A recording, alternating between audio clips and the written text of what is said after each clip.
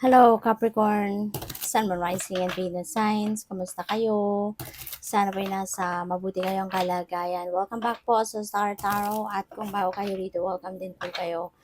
Please subscribe, like, share my videos, and leave me a comment kung naka-resonate po kayo. Thank you.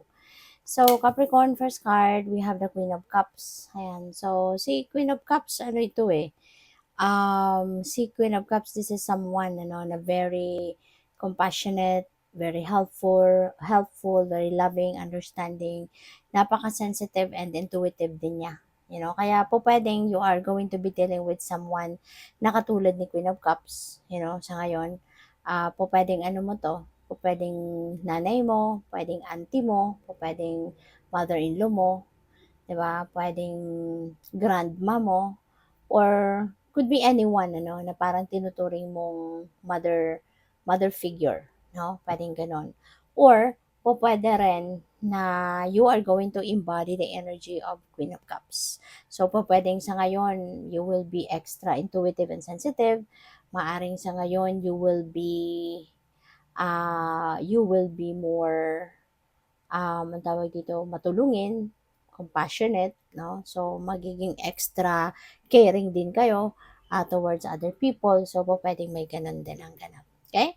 So, what else? We have the Five of Swords in reverse. Ayan. So, ito naman, possible na ang iba sa inyo is going to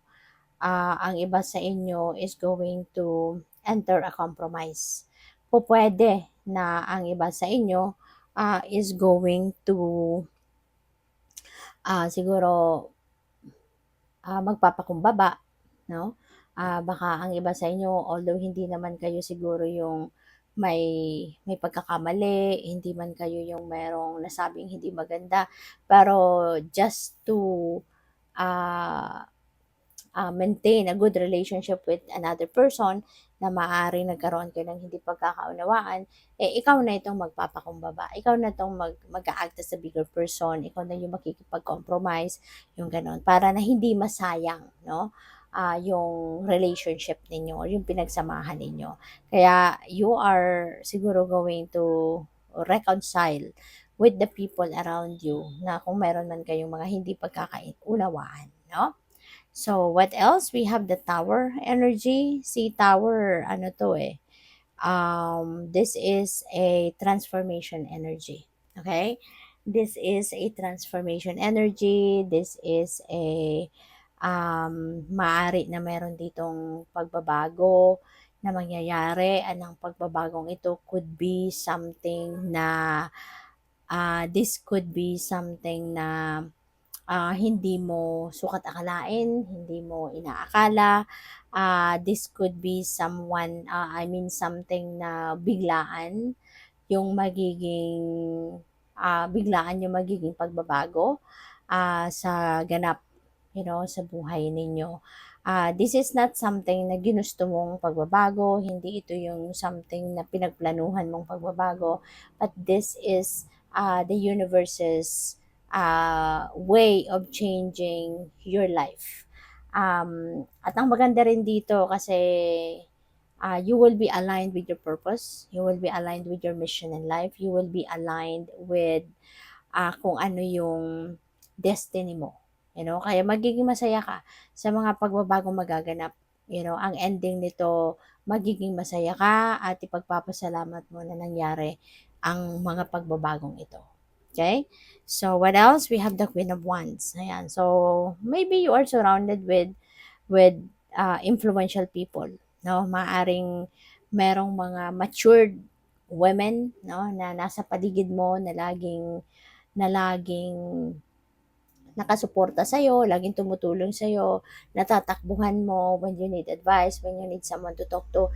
Lagi sila nandiyan dyan. Or lagi silang handang tumulong sa'yo. Laging willing na sumuporta at umagapay sa'yo. No? So, you are blessed.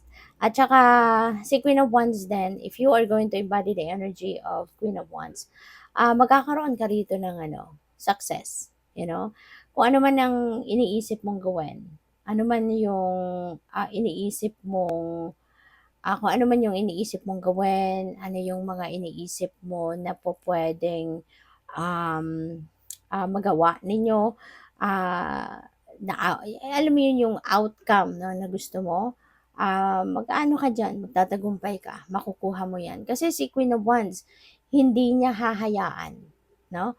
Si Queen of Wands, hindi niya hahayaan na, hindi niya hahayaan na may maging sagabal. Hindi niya hahayaan na magkaroon ng sagabal sa kung ano man yung gusto niyang mangyari. You know? So, po pwede na ang iba sa inyo rito is going to be pursuing kung ano yung gusto mo talaga. Gagawin mong lahat para marating mo, ma-achieve mo, makuha mo, yung ganon. So, what else? We have the Page of Wands. Ayan. So, si Page of Wands naman, ano ito? Si Page of Wands, this is news, you know, merong balita na paparating, um, merong balita na paparating, merong mga news, merong mga tips na po pwedeng dadating sa inyo sa ngayon that is going to inspire you, that is going to give you fresh ideas, mga ganyan, ano. At saka si Page of Wands din, ano siya, this is someone na makakatulong sa inyo parang pagdating sa motivation, 'di ba? Mas tataas yung level of motivation ninyo and level of inspiration ninyo this time. So kung ano man itong gusto mong gawin, ano man itong pinaplano mo sa buhay, so feeling ko mas magiging super excited ka to do it. Mas magiging super excited ka to start taking action, ano, para dito. So we have the Lovers. Ang iba sa inyo, maybe you are going to focus on love life. Okay? Pwede na magkakaroon kayo rito ng bagong love life, lalo-lalo na kung ikaw ay single pa. Baka ikaw ay papasok sa isang bagong love and romantic relationship. Pwedeng ikaw ay papasok sa isang romantic relationship. Pwedeng leveling up din ito ng relationship. Kung kayo naman ay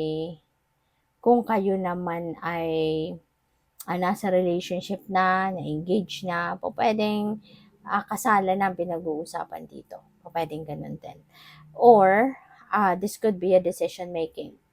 Baka mayroong mga desisyon na kailangang harapin kayo related, no, sa love life. Pwedeng ganun.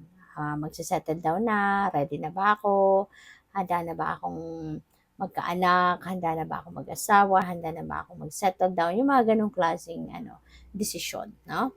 So, good luck sa'yo. Thank you for watching. Love and light. Namaste.